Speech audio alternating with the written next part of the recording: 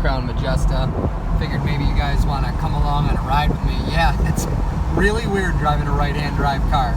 There's things you don't even think about, like, you know, when you're over there, like you should be, and you go to make a left, you know, you're looking kind of in front of your passenger or over your passenger at, you know, at the farther lane. But in this, when you go to make a right, you're looking like at the side of your passenger's head, trying to see the lane that's closer to you. So, yeah, no, definitely weird to drive. You know, we're doing like, I don't know, 70, 80 kilometers. That's what, about 50 miles per hour.